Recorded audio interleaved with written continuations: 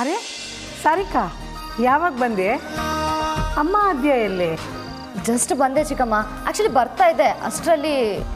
ಸಾರಿಕಾ, ನಿಮ್ಮಮ್ಮ ಬರದೇ ಇರೋದು ಒಂದು ಕಡೆ ಇರಲಿ, ಎಲ್ಲಿ ನಿನ್ನನ್ನು ಕಳಿಸಲ್ವೇನೋ ಅಂದ್ಕೊಂಡಿದ್ದೆ. ಸದ್ಯ ನೀನಾದರೂ ಬಂದಿಯಲ್ಲ. ಮತ್ತಾರು ಬಂದಿಲ್ವಾ ಚಿಕ್ಕಮ್ಮ? ಮತ್ತಾರ? ನೀನು ಯಾರ ಬಗ್ಗೆ ಹೇಳ್ತಿದ್ಯಾ? ನಮ್ಮ ಬಗ್ಗೆ.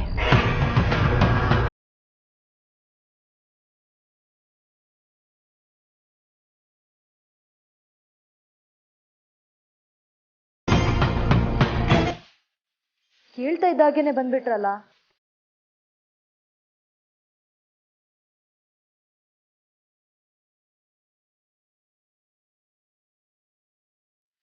ಓ ಬೇಗ್ರೆ, ಬನ್ನಿ ಬನ್ನಿ, ಕೂತ್ಕೊಳ್ಳಿ. ಕೂತ್ಕೊಳ್ಳಿ.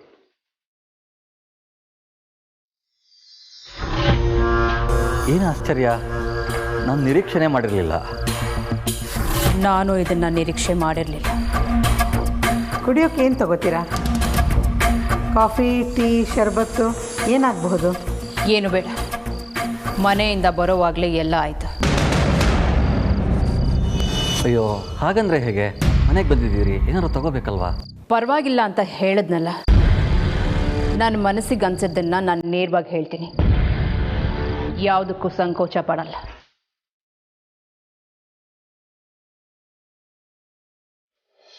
ನಾನು ನೇರವಾಗಿ ವಿಷಯ ಬರ್ತೀನಿ.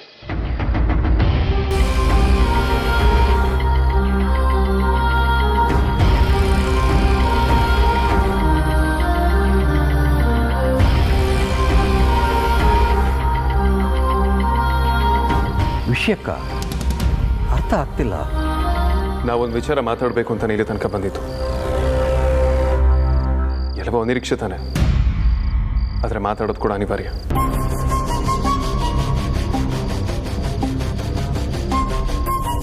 ವಿಕ್ರಾಂತ್ ಮತ್ತು ಆರ್ತಿ ಎಂಗೇಜ್ಮೆಂಟಿಗೆ ನಮ್ಮ ಕಡೆಯಿಂದ ಡಿಮ್ಯಾಂಡ್ಸ್ ಬಂದಿದ್ದಕ್ಕೆ ದಯವಿಟ್ಟು ನಮಗೆ ಕ್ಷಮಿಸಿ.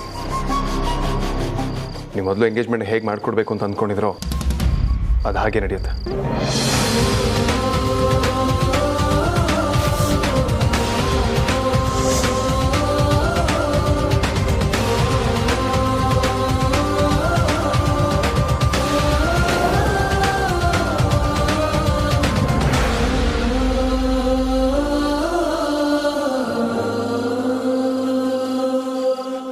ಅಲ್ಲಪ್ಪ, ಇದ್ದಕ್ಕಿದ್ದ ಹಾಗೆ. ರೀ, ಒಂದು ನಿಮಿಷ ನೋಡಪ್ಪ. ಸುಹಾಸಿನಿಯವರು ನಿಶ್ಚಿತಾರ್ಥನ ಹೇಗೆ ನಡೆಸ್ಕೊಡ್ಬೇಕು ಅಂತ ಹೇಳಿದರೋ ನಾವು ಹಾಗೇ ನಡೆಸ್ಕೊಡೋದಕ್ಕೆ ತಯಾರಿದ್ದೀವಿ. ಅದಕ್ಕೆ ನೀನು ನಮ್ಮ ಕೈಲಿ ಆಗಲ್ಲ ಅಂತ ತಲೆ ಕೆಡಿಸ್ಕೋಬೇಡ. ನೋಡಿ ಅಮ್ಮ, ಇದರಲ್ಲಿ ತಲೆ ಕೆಡಿಸ್ಕೊಳ್ಳೋ ಮಾತೇ ಬರೋದಿಲ್ಲ.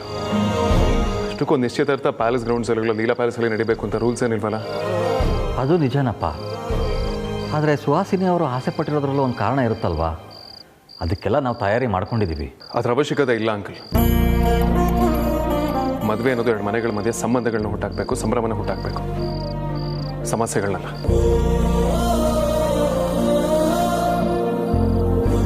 ಒಬ್ಬರನ್ನೊಬ್ರು ಇಷ್ಟಪಟ್ಟಿದ್ದಾರೆ ಅಂದಮೇಲೆ ಅಲ್ಟಿಮೇಟ್ಲಿ ಅವ್ರ ಸಂತೋಷ ಅಷ್ಟೇ ನಮಗೆ ಮುಖ್ಯ ಆಗೋದು. ಅವರಿಬ್ಬರು ಭಾವನೆಗಳನ್ನ ನಾವು ಒಪ್ಕೊಂಡಿದ್ದೀವಿ ಅಂದಮೇಲೆ ಅವ್ರ ಮದುವೆ ಮಾತುಕತೆ ಹಾಗೂ ಮದುವೆ ದಿನ ಗೊತ್ತು ಮಾಡೋದಕ್ಕೆ ಒಂದು ಜಾಗ ಬೇಕಷ್ಟೇ.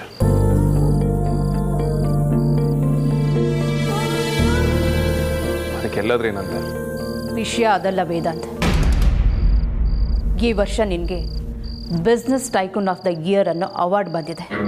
ಅಂಥ ವೇದಾಂತ್ ವಸಿಷ್ಠ ತನ್ನ ತಮ್ಮನ ಎಂಗೇಜ್ಮೆಂಟ್ನ ಇಂಥ ಸಣ್ಣ ಮನೇಲಿ ನಡೆಸ್ತಾ ಅಂತ ಗೊತ್ತಾದರೆ ಬೇರೆ ಅರ್ಥನೇ ಬರುತ್ತೆ. ಸ್ಟೇಟಸ್ ಅನ್ನೋ ಭೂತ ಇವ್ರ ತಲೆಯಲ್ಲಿ ಮನೆ ಮಾಡ್ಕೊಂಡ್ಬಿಟ್ಟಿದೆ ಅನ್ಸುತ್ತೆ. ಅಮ್ಮ, ನೀವು ಹೇಳಿದ್ ಕರೆಕ್ಟ್. ನನಗೆ ಅವಾರ್ಡ್ ಬಂದಿದ್ದು ನಿಜಾನೇ. ಆದರೆ ಯಾಕೆ ಹೇಳಿ? ನಾನು ಬಿಸ್ನೆಸ್ ಚೆನ್ನಾಗಿ ಮಾಡಿದ್ದೀನಿ ಅಂತ. ಬಿಸ್ನೆಸ್ಸಲ್ಲಿ ಲಾಭ ಅನ್ನೋದೇ ಮುಖ್ಯ. ಅಣ್ಣ, ಲಾಭದ ಅರ್ಥ ಏನು ಹೇಳಿ? ಇನ್ಕಮ್ಗಿಂತ ಎಕ್ಸ್ಪೆಂಡಿಚರ್ ಜಾಸ್ತಿ ಆಗಬಾರ್ದು ಅಂತ.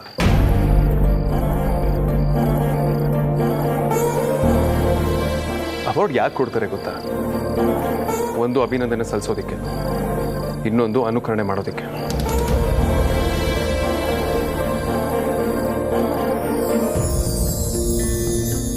ನಾನು ಅವಾರ್ಡ್ ತೊಗೊಂಡಿದ್ದೀನ ನೋಡಿರೋ ಸಾವಿರಾರು ಜನಗಳಲ್ಲಿ ಒಬ್ಬ ಇನ್ಸ್ಪೈರ್ ಆಗಿ ನನ್ನ ಥರನೇ ಬೆಳೆದ್ರೆ ಆಗ ನಾನು ತೊಗೊಂಡಿರೋ ಅವಾರ್ಡಿಗೆ ಒಂದು ಬೆಲೆ ಬರುತ್ತೆ. ಇಲ್ಲಾಂದರೆ ಅದೊಂದು ಶೋ ಪೀಸ್ ಆಗಿ ಶೋ ಕೇಸಲ್ಲಿ ಉಳ್ಕೊಂಡ್ಬಿಡುತ್ತೆ. ನಮ್ಮ ಜನ ಟಿ ವಿಲಿ ಬರೋರನ್ನ ಸೆಲೆಬ್ರಿಟೀಸ್ ಅಂತಾರೆ ಆ್ಯಂಡ್ ಅವ್ರನ್ನ ಫಾಲೋ ಕೂಡ ಮಾಡ್ತಾರೆ. ಸೆಲೆಬ್ರಿಟಿಗಳ ಪ್ರತಿ ಹೆಜ್ಜೆನೂ ಅಭಿಮಾನದ ಹೆಸರಲ್ಲಿ ಸೆಲೆಬ್ರೇಟ್ ಮಾಡ್ತಾರೆ. ಇವತ್ತು ಬಿಸ್ನೆಸ್ ಫೀಲ್ಡಲ್ಲಿ ನಾನು ಕೂಡ ಒಬ್ಬ ಸೆಲೆಬ್ರಿಟಿನೇ. ಸೊ ಸೆಲೆಬ್ರಿಟಿ ಮಾಡೋ ಸೆಲೆಬ್ರೇಷನ್ಸ್ ಕೂಡ ಫಾಲೋ ಮಾಡೋ ಥರ ಇರಬೇಕು. 4 ಜನಕ್ಕೆ ಅದು ಮಾದರಿ ಆಗಬೇಕು ಅನ್ನೋದಷ್ಟೇ ನನ್ನ ಆಸೆ ಅಮ್ಮ.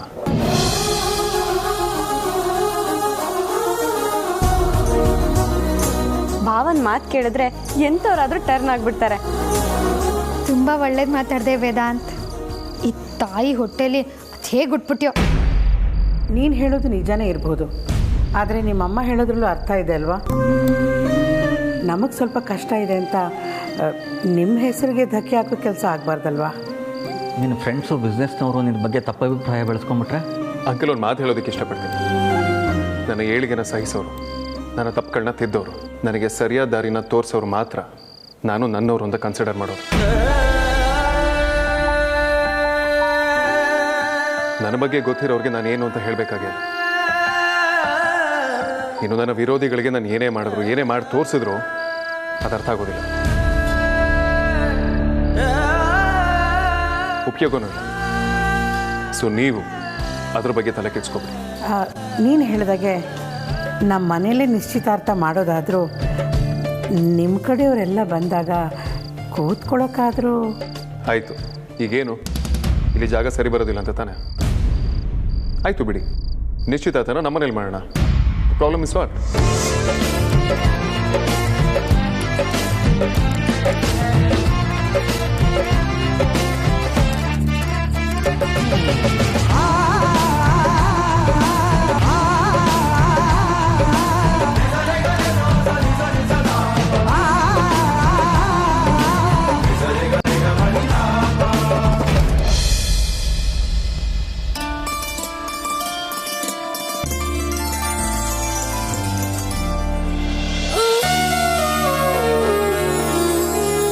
ಆಯ್ತು ಚಿನ್ನ, ಸಾರಿ ಇವತ್ತು ಆಫೀಸಿಂದ ಬರೋದು ಸ್ವಲ್ಪ ಲೇಟ್ ಆಯಿತು. ಆದರೆ ನಿನಗೇನೋ ತಂದಿದ್ದೀನಿ, ಇರೋ ಕೊಡ್ತೀನಿ. ಹಾಂ ನೋಡಿಲಿ, ಏನಿದು? ಓಪನ್ ಮಾಡೋ ಗೊತ್ತಾಗುತ್ತೆ.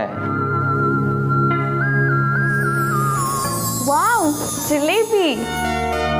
ಹೆಂಡತಿಗೇನು ಇಷ್ಟ ಅಂತ ಇಷ್ಟು ಚೆನ್ನಾಗಿ ತಿಳ್ಕೊಂಡಿದ್ದೀರಾ. ಗಂಡ ಅಂದರೆ ಹಿಂಗಿರಬೇಕು.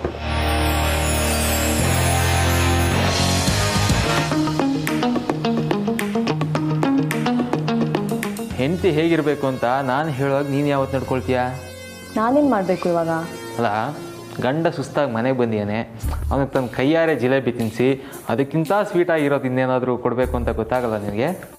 ಸಾರಿ, ನನ್ನ ಬಿಟ್ಟರೆ ಮನೇಲಿರೋದು ಅತ್ತೆ ಒಬ್ಬರೇ, ಸೊ ನಾವಿಬ್ಬರೇ ತಿಂತೀವಿ. ಹಾಂ, ಹಾಗೆಲ್ಲ ಈಸಿಯಾಗಿ ಎಸ್ಕೇಪ್ ಆಗಿ ನಾವು ಬಿಡಲ್ಲ. ನಮಗೆ ಜಿಲೇಬಿ ಬೇಕೇ ಬೇಕು. ಸ್ವಲ್ಪ ಸುತ್ತಮುತ್ತ ನೋಡ್ಕೋಬಾರ್ದಾ? ಅಯ್ಯೋ, ನೀನು ನನ್ನ ಹೆಂಡ್ತಿನಮ್ಮ, ಲೈಸೆನ್ಸ್ ಇದೆ ನಮಗೆ, ಯಾರು ನಮ್ಮನ್ನ ಪ್ರಶ್ನೆ ಮಾಡೋ ಹಾಗೆ ಇಲ್ಲ. ಇದಕ್ಕೇನು ಕಮ್ಮಿ ಇಲ್ಲ. ಇನ್ನೇನು ಮಾಡೋಣ, ಬಿಳಿ ಬಾವುಟ ಹಾರಿಸಿದ ಮೇಲೂ ಕದನ ವಿರಾಮ ಘೋಷಣೆ ಆಗಲಿಲ್ಲ ಅಂದಮೇಲೆ ನಾವು ದಾಳಿನೇ ಮಾಡಬೇಕಲ್ವಾ? ನೀವು ತಿನ್ಕೊಂಡು ಬಂದಿರ್ತೀರಾ ಅಂತ ಅಂದ್ಕೊಂಡೆ. ಈಗೇನು ಬೇಕಾ? ಪರವಾಗಿಲ್ಲ, ನೀವೇ ತಿನ್ನಿ, ಸುಮ್ಮನೆ ಹೇಳಿ. ಸಾರ್ಥಕ್, ಒಂದು ವಿಷಯ. ಅದೇನು ಹೇಳು. ಅತ್ತೆ ಯಾವುದೋ ವಿಷಯ ಇಟ್ಕೊಂಡು ತುಂಬ ಟೆನ್ಷನ್ ಮಾಡ್ಕೊಂಡಿದ್ದಾರೆ ಅನ್ನಿಸ್ತಾ ಇದೆ. ಹೌದಾ? ಏನಂತೆ? ಗೊತ್ತಿಲ್ಲ. ಅಮ್ಮ ಹಾಗೆಲ್ಲ ಮಾಡೋರಲ್ವಲ್ಲ? ನನಗೂ ಅದೇ ಅರ್ಥ ಆಗ್ತಾ ಇಲ್ಲ. ಅವ್ರ ಮನಸ್ಸಲ್ಲಿ ಅಂಥದ್ದು ಏನು ಕೊರತಿದೆ ಅಂತಲೇ ಗೊತ್ತಾಗ್ತಿಲ್ಲ. ಯೋಚನೆ ಮಾಡಬೇಡ, ಅಮ್ಮನ ಹತ್ರ ನಾನು ಮಾತಾಡ್ತೀನಿ.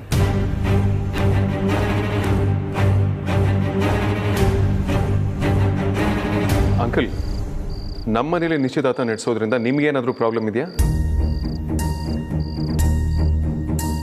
ತೊಂದರೆ ಅಂತ ಅಲ್ಲ, ಆದರೆ ನಿಶ್ಚಿತಾರ್ಥ ಮಾಡಬೇಕಾಗಿರೋದು ಹುಡುಗಿ ಮನೆಯವರಲ್ವಾ? ನಮ್ಮ ಕಷ್ಟಕ್ಕೆ ನೀವಾಗ್ತೀರಾ, ನಿಮಗೆ ನಾವು ಹೆಲ್ಪ್ ಮಾಡ್ತೀವಿ ಅಂದಮೇಲೆ ಈ ಹುಡುಗನ ಕಡೆಯವರು ಹುಡುಗಿ ಕಡೆಯವರೆಲ್ಲ ಯಾಕೆ ಅಂಕಲ್? ಯಾವತ್ತು ವಿಕ್ರನ ನೀವು ನಿಮ್ಮ ಮನೆ ಅಳಿಯ ಅಂತ ಒಪ್ಕೊಂಡ್ರೋ ಅವತ್ತಿಂದ ನೀವು ನಮ್ಮನೆಯವರು, ನಾವು ನಿಮ್ಮನೆಯವರು ಅಂತ ಆಗ್ಲಿಲ್ವಾ? ಪರವಾಗಿಲ್ಲ ಕಣಯ್ಯ, ನಿನ್ನ ತಲೆಯಲ್ಲೂ ತುಂಬಾ ಒಳ್ಳೊಳ್ಳೆ ವಿಚಾರಗಳಿದೆ. ಅಲ್ಲಿಗೆ ನಿಶ್ಚಿತಾರ್ಥ ಈ ಮನೇಲಿ ನಡೆದ್ರೇನು ಅಲ್ಲಿ ನಡೆದ್ರೇನು? ಶಾಸ್ತ್ರ ಸಂಪ್ರದಾಯ ಅನ್ನೋದಕ್ಕಿಂತ ನಿನ್ನ ಮನಸ್ಸಿನಲ್ಲಿರೋ ಭಾವನೆನೇ ದೊಡ್ಡದಪ್ಪ. ನಿನಗೆ ಹೇಗೆ ಸರಿ ಅನಿಸುತ್ತೋ ಹಾಗೆ ಮಾಡೋಣ.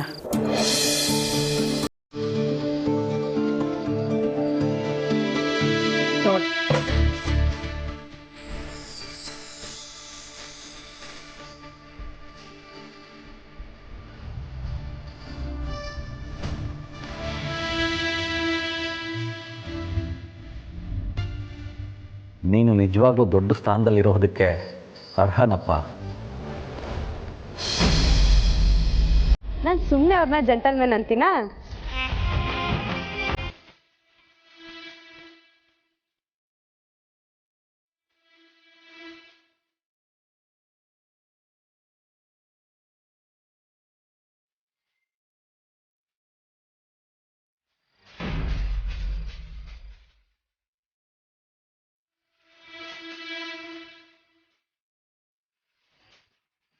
ಆರ್ತಿ ರೀ, ಕಾಣಿಸ್ತಿಲ್ಲ?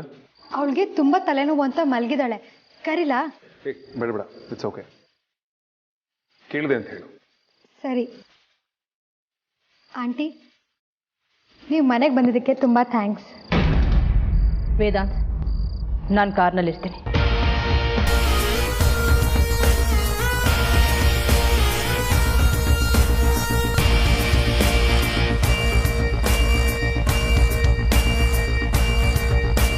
ಸರಿ, ಹಾಗೆ ನಾನು ಬರ್ತೀನಿ.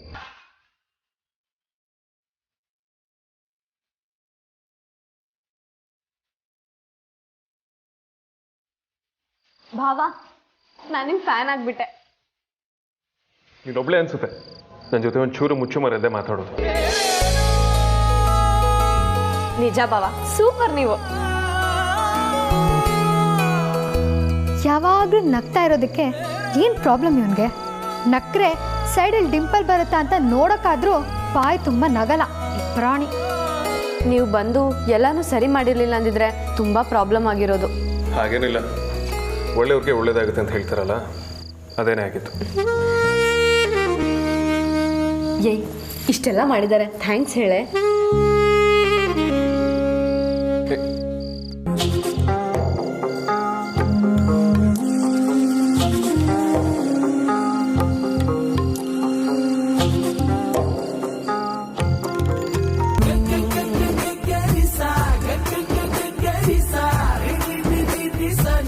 ಥ್ಯಾಂಕ್ಸ್. ಇದನ್ನ ಹೇಳೋದಕ್ಕೆ ಎಷ್ಟು ಮಿಂಡಪ್ಪ.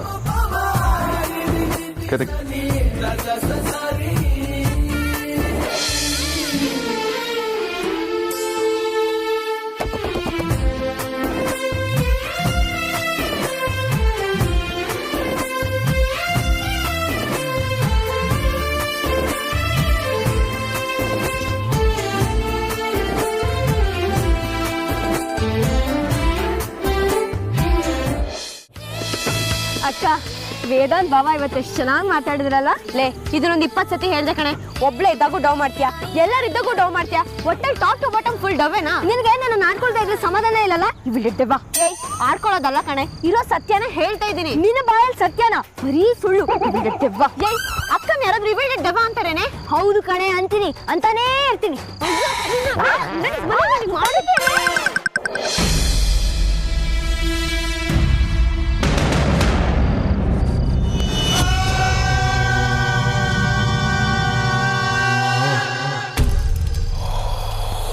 ಸಾರಿಕಾ, ನೀನೇನು ಮಾಡ್ತಿದ್ಯಾ ಇಲ್ಲಿ? ಎಲ್ಲಿದ್ರೆ ಏನತ್ತೆ, ಎಲ್ಲ ಹೊಗೆ ಆಯ್ತಲ್ಲ. ನನಗಂತೂ ಒಂದು ಅರ್ಥ ಆಗ್ತಾ ಇಲ್ಲ ಅತ್ತೆ. ನಾವೇನೋ ಅಂದ್ಕೊಂಡ್ರೆ ಇಲ್ಲಿ ಬೇರೇನೋ ನಡೀತಾ ಇದೆ. ಸಾರಿಕಾ, ನೀನು ಬೇರೆ ತಲೆ ಕೆಡಿಸ್ಬೇಡ. ನನ್ನ ವಿಷಯ ಬಿಡಿ ಅತ್ತೆ. ನಿಮ್ಮ ಮಗ ಶ್ರೀರಾಮಚಂದ್ರ ವೇದಾಂತ್ ನಿಮ್ಮ ಪ್ಲ್ಯಾನ್ ಎಲ್ಲ ಹಾಳು ಮಾಡ್ತಿದ್ದಾನಲ್ಲ. ಸುಮ್ಮನಿರು ಒಂದೇ.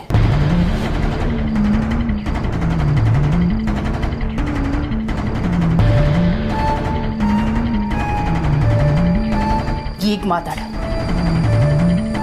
ಅಂಡರ್ ಕರೆಂಟಲ್ಲಿ ನಡೆಯೋ ವಿಚಾರ ಮೇನ್ ಸ್ಟ್ರೀಮಿಂಗ್ಗೆ ಬರಬಾರ್ದು. ಕೈ ಚಳಕ ಯಾವಾಗಲೂ ಪರ್ದೆ ಹಿಂದೆನೇ ನಡಿಬೇಕು. ಇನ್ನೇನು ಉಳಿದಿರತ್ತೆ ಕೈ ಚಳಕ ತೋರಿಸೋದಕ್ಕೆ?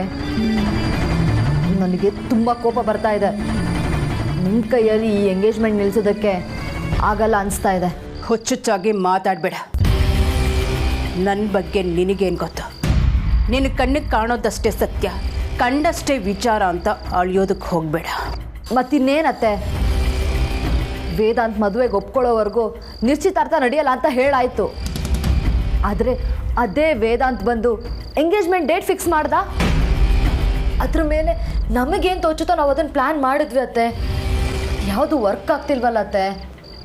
ಇಷ್ಟು ದಿನ ಅವರನ್ನೆಲ್ಲ ನಾನು ಬಾವಿ ಕಪ್ಪೆಗಳು, ಪ್ರಪಂಚನೇ ಗೊತ್ತಿಲ್ಲ ಅಂತ ಅಂದ್ಕೊಂಡಿದ್ದೆ. ಆದರೆ ಆ ಮಾರ್ಕೆಟ್ ವಟಾರ ಗಟಾರದಲ್ಲೇ ಬೆಳೆದವರು ದಿನಕ್ಕೆ ಸಾವಿರಾರು ಜನನ ನೋಡ್ತಾ ಇರ್ತಾರೆ. ಅದರಲ್ಲೂ ಆ ಅಮೂಲ್ಯ ಇದಳಲ್ಲ, ಸಾಮಾನ್ಯದವಳಲ್ಲ. ನನ್ನ ಎದುರುಗಡೆ ಅವಳ ಬಗ್ಗೆ ಬಿಲ್ಡಪ್ ಕೊಡಬೇಡಿ ಅತ್ತೆ. ನನಗೆ ಅವಳ ಹೆಸರು ಹೇಳಿದ್ರೇ ಆಗಲ್ಲ. ನಾನೇನು ಅವಳನ್ನು ಹೊಗಳ್ತಾ ಇಲ್ಲ. ನಿನ್ನಷ್ಟೇ ಕೋಪ ನನಗೂ ಅವಳ ಮೇಲಿದೆ. ನನ್ನ ಮನೆಗೆ ಬಂದು ನನ್ನ ವಿರುದ್ಧ ನನ್ನ ಮಗನೇ ಮಾತಾಡೋ ಹಾಗೆ ಮಾಡಿಬಿಟ್ಲು. ಭಿಕಾರಿ. ಅವಳು ಸತ್ತೇ ಹೋದರೂ ನನಗೆ ಬೇಜಾರಿಲ್ಲ ಅತ್ತೆ. ಒಂದ್ಸಲ ನನ್ನ ವಿರುದ್ಧ ನಿಂತರೆ ಮುಗೀತು ಸಾರಿಕಾ. ನಾನು ಅವರನ್ನು ಹೊಸ್ಕಾಗ್ತೆ ಬಿಡಲ್ಲ. ಇವ್ರುಗಳನ್ನು ನೆಮ್ಮದಿಯಾಗಿರೋದಕ್ಕೆ ನಾನು ಬಿಡಲ್ಲ. ಅದು ಹೇಗೆ ಎಂಗೇಜ್ಮೆಂಟ್ ಮಾಡ್ತಾರೋ ನಾನು ನೋಡ್ತೀನಿ.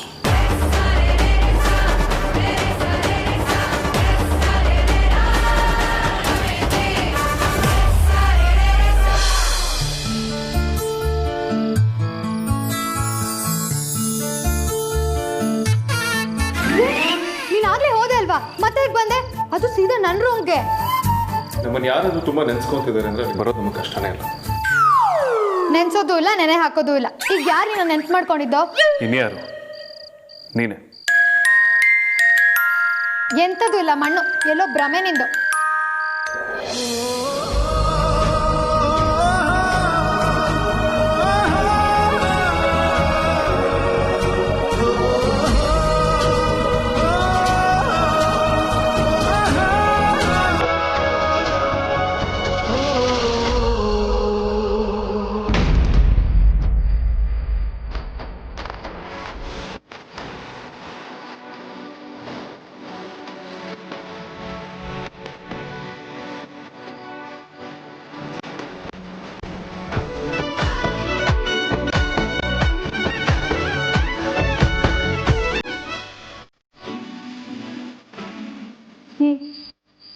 ಏನು ಮಾಡ್ತಾ ಇದೆಯಾ? ಮಾತಾಡಬೇಡ. ಎಲ್ಲ ಸಲ ಮಾತಿನ ಅಗತ್ಯ ಇರೋದಿಲ್ಲ. ಆದರೆ ನನಗೊಂದು ಉತ್ತರ ಬೇಕು. ಏನು? ನಿಜ ಹೇಳು. ಇವತ್ತಿಷ್ಟೆಲ್ಲ ಆದಮೇಲೆ ನಿನಗೆ ನನ್ನ ಮೇಲೆ ನಿಜವಾಗ್ಲೂ ಇಷ್ಟ ಆಗಕ್ಕೆ ಶುರುವಾಗಿದೆ ತಾನೆ?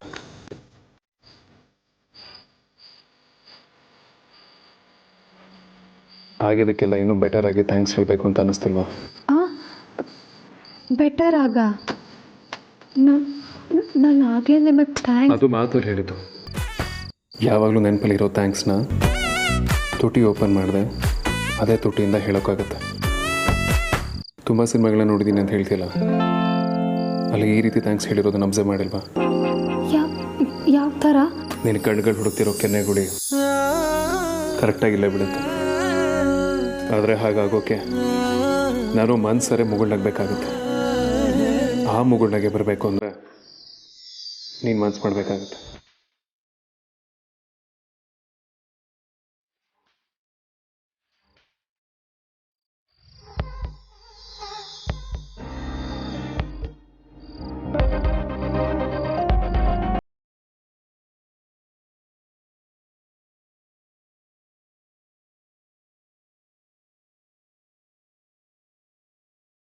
touch me.